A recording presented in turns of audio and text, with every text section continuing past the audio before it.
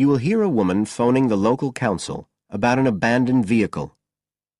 First, you have some time to look at questions 1 to 6.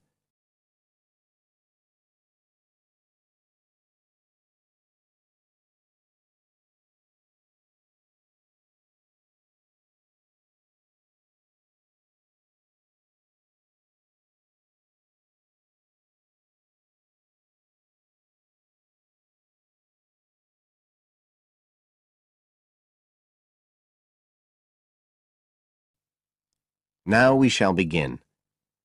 You should answer the questions as you listen, because you will not hear the recording a second time. Listen carefully and answer questions 1 to 6.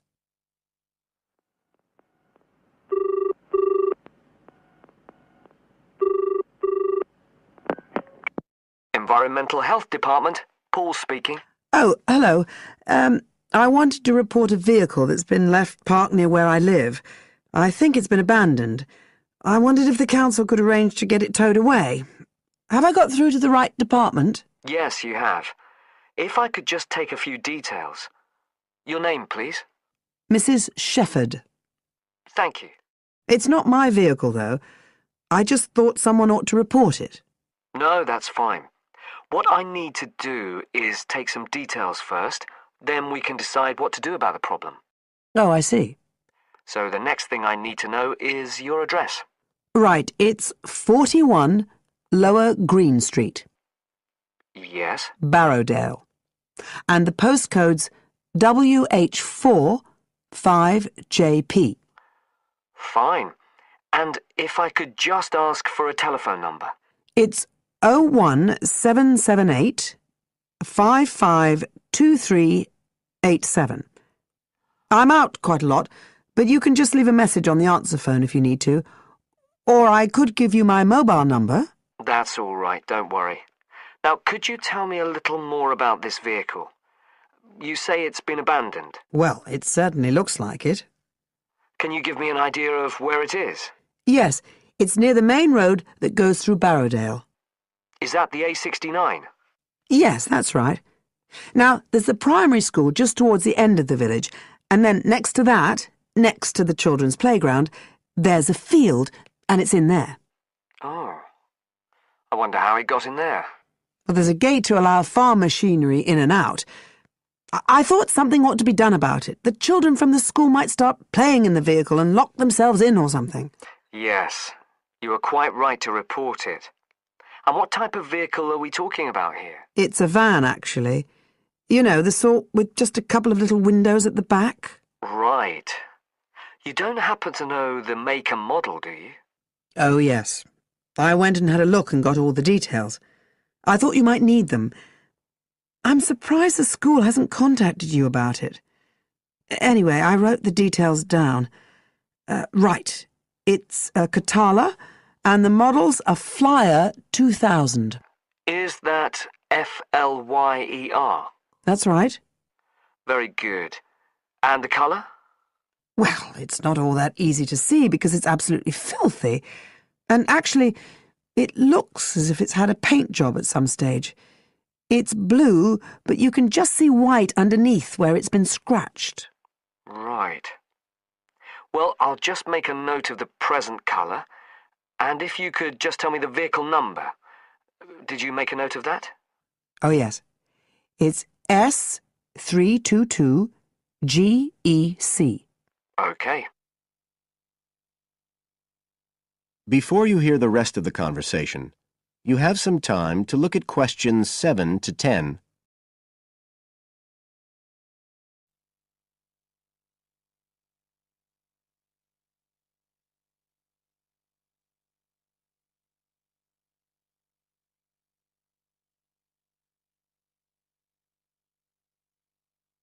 Now listen and answer questions 7 to 10.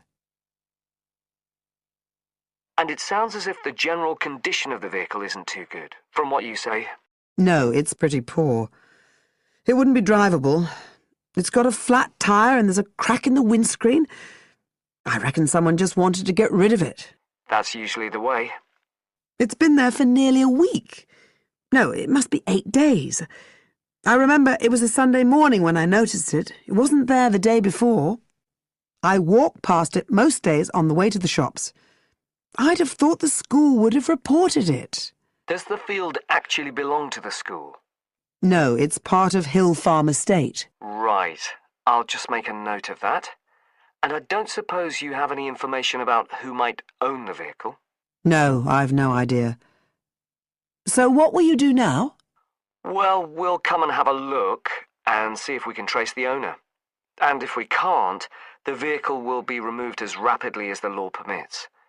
It could be anything up to 20 days. One thing I should say, I'm quite sure this doesn't belong to anyone round here. I'd definitely recognise it if it was from someone who lived here. So you don't think it was anyone local? Right. I'd say at a guess we're looking at a stolen vehicle here. I did wonder if it might have been. You hear such a lot about car thieves nowadays. Well, we certainly will be looking into that possibility. Anyway, thank you for contacting us, Mrs. Shefford, and we'll keep you informed of what happens. Right. Thank you very much. Goodbye. Goodbye.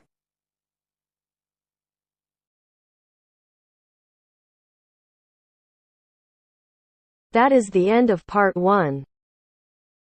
You now have half a minute to check your answers.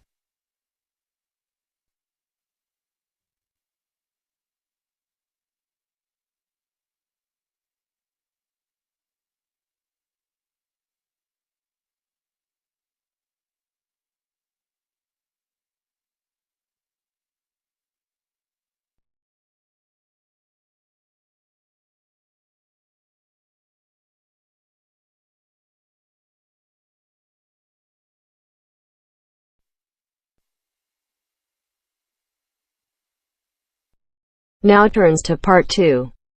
Part 2. You will hear an introductory speech to students at a summer school. You have 30 seconds to look at questions 11 to 14.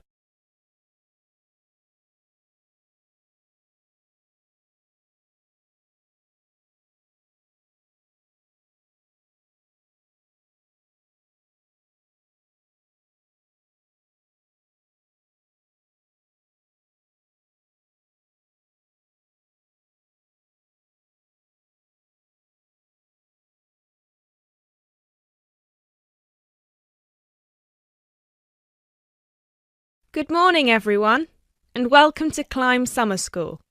Now, I know most of you have travelled a long way to get here, and you're probably looking forward to settling into your rooms.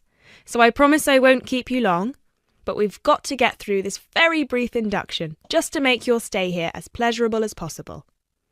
Now, as you can see, while we're located very close to the centre of London, we're actually quite cut off from the main road. And we've got plenty of space for our facilities and students. This was part of our founder's vision, Jasmine Climb, who thought that the best environment for teenage students would be a place that combines the comforts of a big cosmopolitan city with the beauty and serenity of a quiet, remote site. Now, back in 1983, when our school was founded, this all here was an abandoned warehouse, and the classes were held in the main building that you can see over there. There were no trees, no conifers surrounding the property. There wasn't even a main gate. It took years and a great deal of effort to get our school to where it is today. And I'm sure that if you take a look at page 34 in your brochures, where you can find a picture of what the school used to look like back then, you'll agree that the changes we've made are more than impressive. But it's not just the facilities that make Climb Summer School special, obviously, and I'm certain you already know this. Over the following 10 weeks, you'll receive an assortment of classes on a variety of topics, ranging from language, literature and poetry to creative writing, communication and project management. All of these modules have been designed to improve your chances of getting a place in the universities of your choice, while also giving you the opportunity to learn, excel, and of course, also socialise with people from all over the world. I can tell you, just among the 30 of you, we've got about 21 different nationalities. So what happens now? First of all, I'll be handing out a map of the premises for you to have a look at and explaining where everything is. Once we're done here, you'll all be taken to your rooms where you can unpack and relax for a couple of hours. And later on, we'll be having our first activity of the day, a mix and match lunch in the main hall, where you'll have the chance to meet your new classmates. Later on in the afternoon, we'll be handing out your first project assignments and splitting you into teams. And tonight we'll be having our very first film night, starting with an early 20th century special.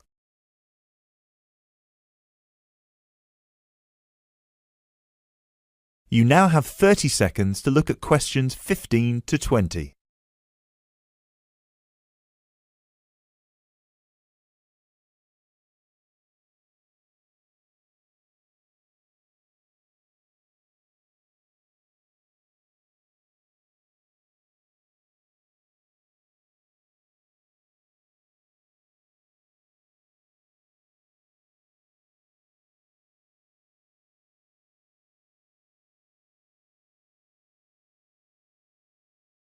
So, let's get on with the map.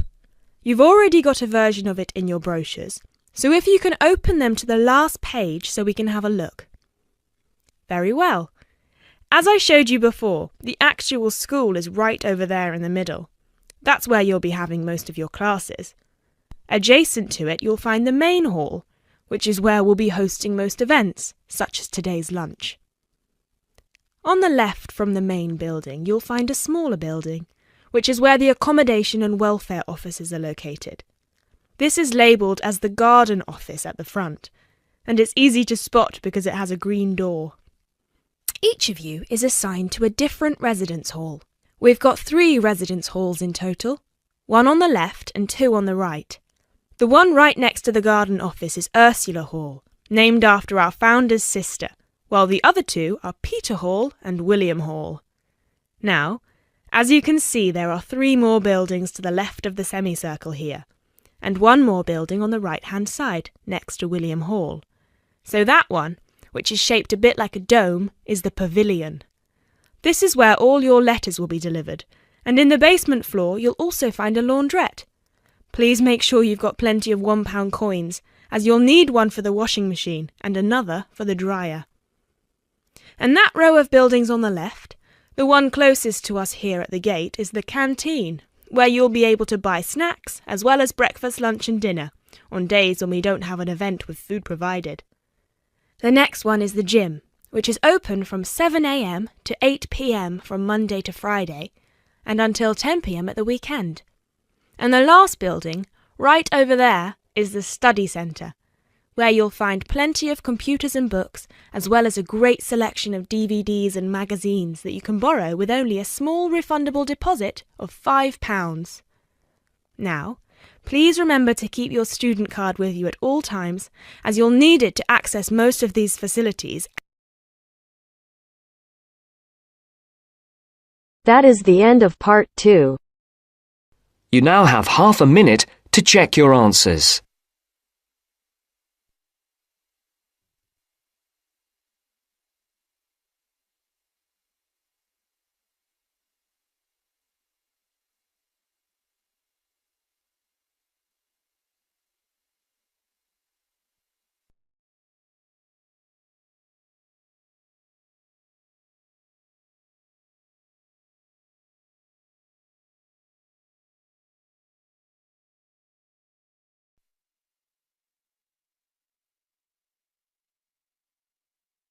Now turns to part 3. Part 3. You'll hear a woman calling Laverton Arts Centre for some information. First, you have some time to look at questions 21 to 26.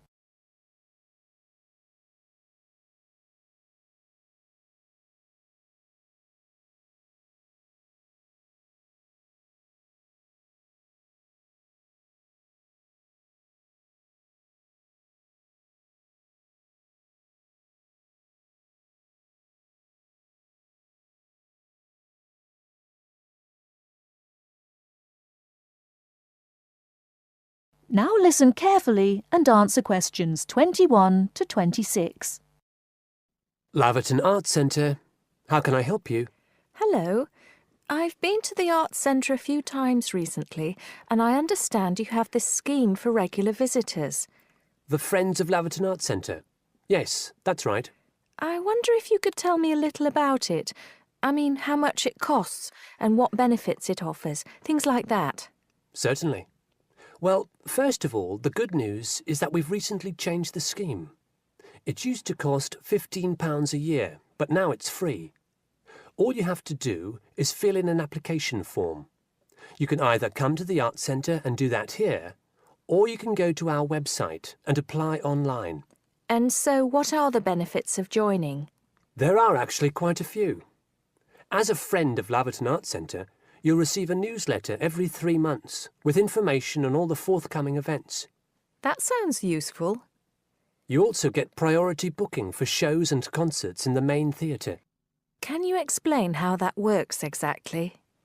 Yes. What that means is that when tickets go on sale, for the first 2 days they're only available to Friends of the Arts Centre. So, as long as you book early, you can make sure you get seats. Great! Do you ever offer discounts to Friends of the Centre? Under the old system, when you had to pay to be a member, we did. Under the new system, there won't be any discounts for shows in the main theatre or films at the Arts Cinema. Having said that, we will be offering some discounts to members for performances in the small theatre. There'll be information about this in each issue of the newsletter. I suppose I can find that information online as well, can I? Absolutely. Actually, we're redoing our website at the moment. Right now, there actually isn't a special section for Friends of the Arts Centre on the website. Once the site's been redesigned, there will be. You'll be able to put in your username and password and enter a special section just for you. It sounds excellent.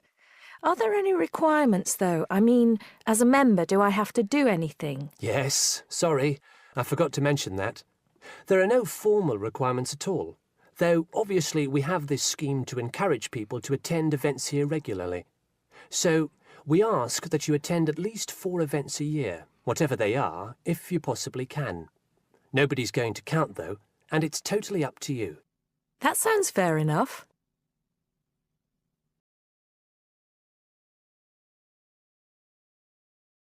Before you hear the rest of the talk, you have some time to look at questions 27 to 30.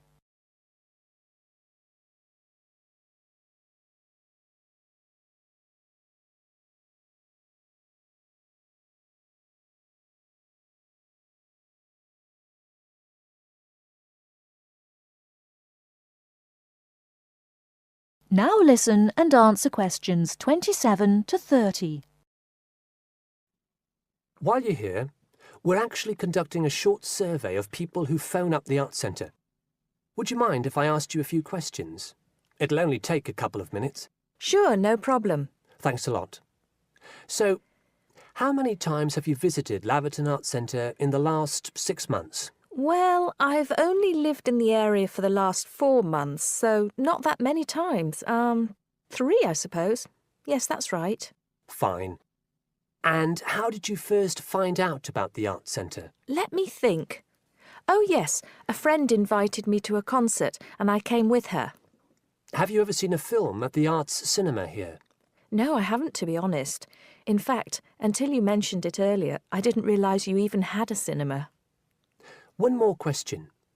If we offered a free tour of the Arts Centre, including things such as going backstage to look at the dressing rooms, would you be interested in going on it? Oh, yes, definitely. I think a tour like that would be very interesting. I'd even pay for it. That's great. Thank you very much for your time. Thank you.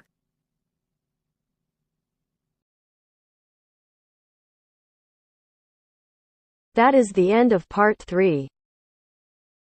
You now have half a minute to check your answers.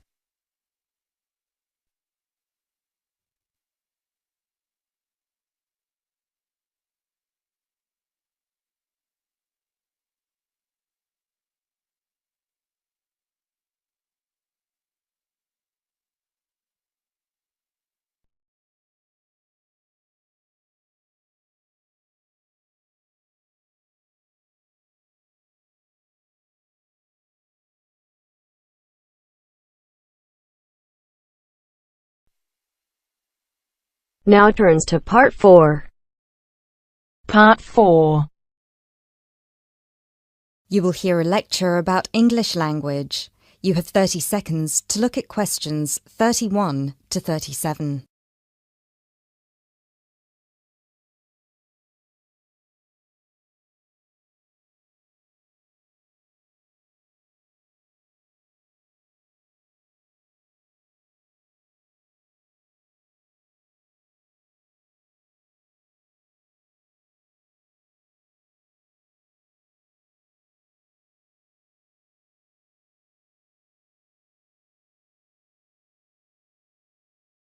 Those of you who were here last week will remember that we talked about the journey of the English language from its early Indo-European origins through to Old English, Middle English, and then to early and late modern English before it reached the form that it has today. Today, we will be continuing that theme by focusing on the future of the English language and all the places it might go from here. There are about 2.1 billion people around the world who can speak English. Out of these, only 400 million are native speakers, which means that 4 in 5 English speakers are non-natives. This is obviously quite an impressive number, considering that just 2 centuries ago, in 1801, there were only about 20 million speakers of English around the world, and languages like French and German were ahead of English in terms of how many people were using them. But what does it mean? What it means is that the future of the English language doesn't really depend on its native speakers, but on that massive number of non-native speakers learning it around the world. Has anyone heard the term pidgin before, or Creole? A pidgin is a simplified version of a language which acts as a bridge between two people who don't have a common language, allowing them to communicate with each other. While a Creole is a language that evolves from a pidgin, with the difference that it is fully formed with clear grammatical rules and vocabulary. There are currently dozens of pidgin and Creole languages based on English around the world, for example, Nigerian pidgin or Jamaican patois. These languages are also known as Englishes. What's interesting about these Englishes is how different they sound to, for lack of a better term, proper English. Take the word trousers, for instance. In Sheng, which is a Kenyan Creole language, they're called longi because they're long. But even versions of English that are recognized as official variations or dialects still differ greatly from each other. Americans and Jamaicans would call the back of a car where you store your luggage the trunk. Britons, Australians, Canadians, and other Commonwealth countries would call it the boot. A subway in the UK is a tunnel under a road that allows pedestrians to cross safely. In the US, it's an underground train. You might think of these differences as minute, but when you take into account the dozens of different versions of English out there, a very intriguing parallel arises with another language from the past: Latin. Latin, too, used to be a lingua franca. Nowadays, it's all but dead, spoken only by a few clerics and scholars. At some point in history, it splintered into various different languages which became known as Romance languages. For example, Spanish, Italian, or French. There are some that theorize that the same thing might happen to English in the near or distant future, that all these Englishes we have today in different countries will continue to develop, so pidgins will turn into Creole languages, and Creole languages will turn into just languages, and English itself, as we know it today, will disappear, or become less and less important. It's an interesting theory, if nothing else. You now have 30 seconds to look at questions 38 to 40.